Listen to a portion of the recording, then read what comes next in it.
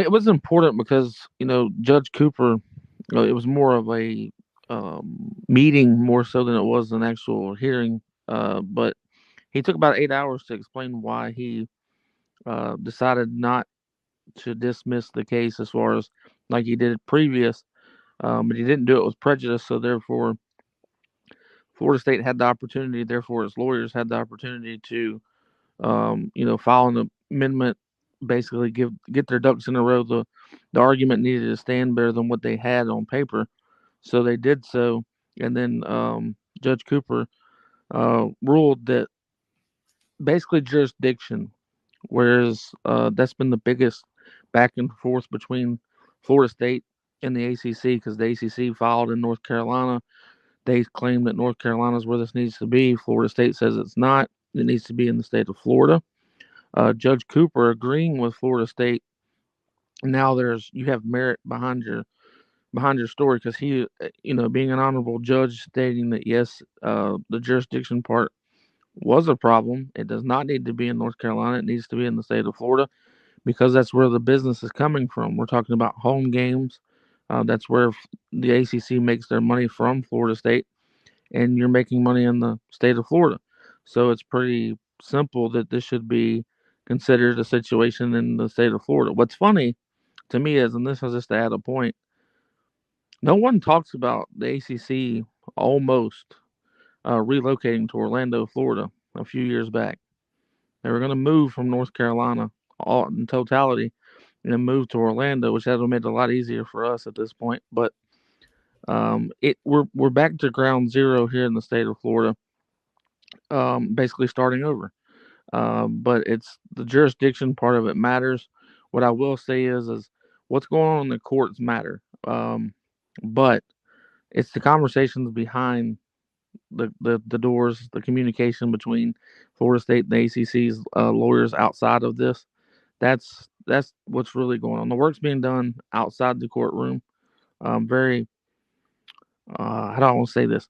I'm extremely excited for what the last.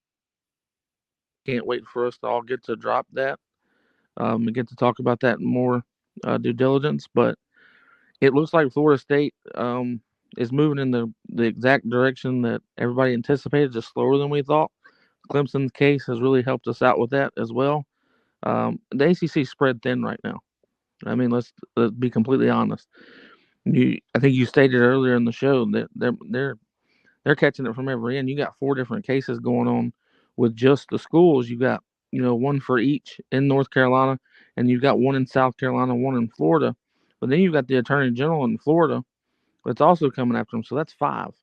They have to show up for all of these cases, costing a lot more than what they would have wanted. The expectations is that someone would dismiss at least one of these cases for the ACC, and no one has. Everyone has ruled the opposite. They're stating no. They do have a case. There is a situation to where you haven't shown them this, that, or the other, and they have true merit to what they're asking for. So it's looking good for Florida State and Clemson. Unfortunately, it doesn't look great for the rest of the ACC because they're going to have an issue trying to get out of the conference now, even if we do get out. And nobody's talking about this for some reason. But they agreed with the ACC when they decided to sue Florida State. They all voted to sue Florida State as the ACC. So now they would have to turn around and say, well, no, we were wrong. We want out. It's not going to be that easy because when you made that vote, you pretty much stated that you were happy with where you were, and Florida State was basically crying about it, and they need to be slapped on the wrist. Unfortunately, it's not going that way. Clemson and North Carolina were the only two schools that did not vote to sue Florida State. Now, Miami, Pitt, Boston College, Syracuse, down the list, Wake Forest, all of them, they decided to sue Florida State along with the ACC. So I don't think those teams get out anytime soon. If they do get out, it will be sometime later down the road. But fortunate for Florida State and Clemson, they want out. They're getting out. It's just when is the exact question? Like what day are they going to announce it? A lot of people at Florida State here are anticipating that this board of trustees meeting there could be something said. there may be an announcement stating that we're going to leave the conference without all this being settled up front. Will that be to the base knowledge? Nothing in court has been said, but that doesn't mean that stuff behind closed doors haven't been said. But I think Florida State's they're going to leave the conference regardless of what the rulings are, regardless of what that cost is going to be. They just they know it's time to go, so they will. And I will say this: kudos to Clemson. They've done a phenomenal job in the courts. I think that they're doing extremely well. They do get, and I like the fact that they give Florida State a lot of credit for helping them as far as what not to go after and what it made their case clean. And I think that was these two teams have been working together for a minute, and people didn't want to talk about that, and that's fine. But when this all first started, I said, don't think that Florida State's doing this all alone. There's too many people that are calling and helping and stating this and stating that. So just get ready. Now, North Carolina, what a lot of people aren't talking about is there's a lot of research that's been going on law wise from North Carolina into the ACC. So I don't know if North Carolina ever has to pop off a case. They necessarily don't because how well Clemson's case is going and the rumors of the settlement coming out of Florida for Florida State. I don't know if North Carolina, if it's necessary for them to even do anything besides sit back and wait because they, again, did not vote to sue Florida State. So they are pretty much free and clear. So exactly what's going on in Florida State as far as the courts and stuff go, we get told probably too much. I'm surprised that some haven't dropped the news, but I'm happy that no one has because there's a time and place for it. The day that we all heard what was going on, it's just not the time and place yet. Let Florida State do their due diligence. Let them do their job the way that they need to, so it doesn't become in question of what's going on. Blah blah blah. Too many people know too much. Y'all talk too much. Whatever that situation of smear mud on Florida State's not good. So luckily, everyone media wise that's heard what they've heard. Confirmation wise, some would probably question their resources, and that's fine. I don't question mine because they've told me this for 2 years now, and we've done nothing but what he has told me we were doing. So I'm going to keep running with that guy. Plus, he's pretty important to the school, so I think I'm going to listen to him until he tells me, Chris, go ahead, say what you got to say. I'm gonna keep it as vague as I possibly can. So in turn, we're going to listen to you then, Chris. You listen to your guy and you speak the good word, and then we'll listen to you. And we always have. So, as I've always often said, I know where to spot talent. So we've been good friends with Chris for quite some time, and he helps us out considerably on our Florida State show. And so you made a point that I think's a critical one here with the ACC vote and what that told us about them all siding with the ACC, because I had been talking up to that point very heavily on the side of it's going to be intriguing to me to see those schools in the ACC, not Syracuse, Boston College, Wake, because they're going to fight like hell to save the ACC because they don't have a landing spot. But that middle tier of the ACC, how difficult a spot that they are in to determine the tea leaves. Can we hold this conference together? Therefore, we're going to fight for this conference, or we're going to bail because it's imploding and we can't save it. And we got to find, and we think we've got a good landing spot somewhere. And so I thought that that was rather telling and maybe a bit surprising. Yeah, my question is the Big 12 the one that is guilty of this crazy marketing deal or whatever it is that they just did? If it's not the Big 12, then correct me, but there was some brand that came in and sponsored the entire conference or something to that Yes, nature. well, that's what they're in talks to do. Yes. Yeah, so my question is then what is the Big 12 conference really worth if they do go through with that? Like a lot of people state that as signing your death warrant almost. I mean, I'm not sure. I haven't done the numbers, don't know the numbers. So my question comes in, I see a lot of people say that the ACC just needs to combine with the Big 12 and yada. Um, I don't think the ACC, if the Big 12 does go through with the sponsorship deal, I don't think the ACC is going to touch that with a 10-foot pole. I don't. That's just something that would neglect them wanting to be a portion or a part of trying to figure out. And that's just one aspect of it. Who runs the conference? How does this work exactly? If you combine those two conferences, someone's got to be in control. Like where people say that they're just going to mesh together and for the greater good. Yeah. This is all about power. So um, I don't see that. I don't see how they could mesh and come together. I think the ACC can stay a conference. It's just have fun in basketball. Like it's not going to be a football conference. It's so hard to recruit in the ACC conference already.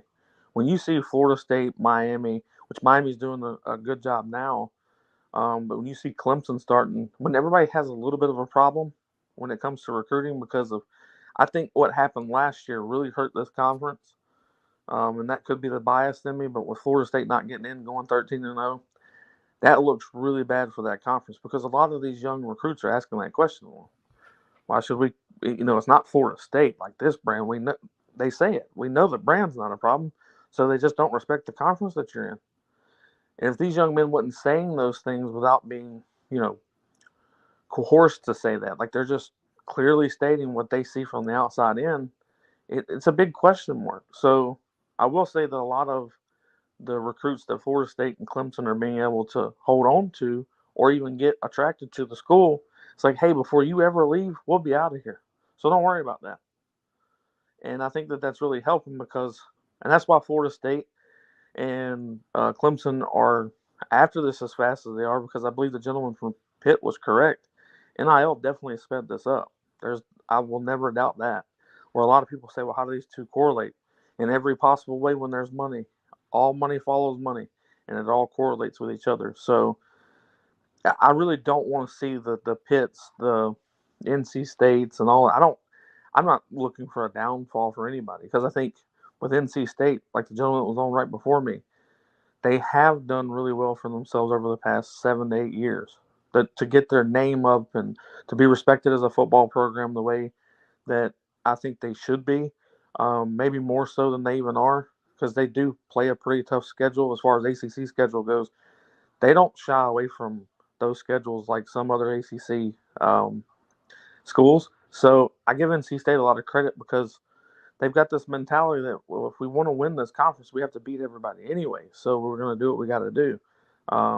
Huge respect to what their coach has done. Huge respect to what the whole thing's done. The only person I don't like is Boo Corrigan, and that's for obvious reasons. But one bad apple, and that has nothing to do with the football program and what it's done.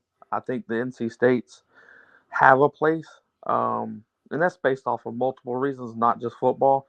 Now, obviously, if football's good, then you have a lot better chances of the Power Two wanting a piece of you. Um, but the issue is I can see the NC States, even the Miamis, the um, I don't want to name anybody else really. NC State, Miami, I can see them coming to the Big Ten. The issue, or the SEC, the issue is going to be is both of those conferences are going to offer them a 50% share. They will not offer them a 100% share. And that's coming from people way above me. That's from a situation that we got into with back in the ACC meetings, and also in there's I've been to Chicago a few times around the Big Ten situation. So I'm going to be honest with people. No one's going to offer a lot of these ACC schools a full share outside of the Big 12. Well, as So you it's will know, Chris, the likes of Oregon and Washington have a 50% share. right. So there's no way that NC that's that's exactly the point. Like, and the only reason, like a lot of people are like, well, you can't say that Oregon, like, well, that means Florida State's only going to. No, here's why.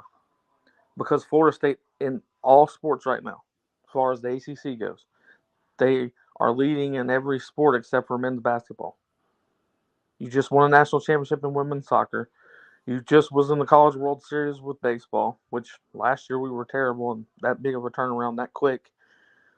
Our football team for the past 2 seasons has really amped up to what Florida State used to be. And then our women's softball finds a way into the College World Series almost every year. Our last one winning back, I think it was 2018. So it's just the relevance plus what they've done academically. Like what Coach Norvell, what Coach Penske, and Penske is the soccer coach, and what Link has done. Like our entire athletic program, this is the highest GPA that our teams have put out ever, 2 years in a row. He is literally 3 points, as far as Mike Norvell goes. He's 3 points from a perfect score. Now, it's huge kudos to the young men and women that are doing this, but for them to prioritize their studies the way that these coaches have, it means a lot. So that's very applicable and wanted at the Big Ten and also the SEC.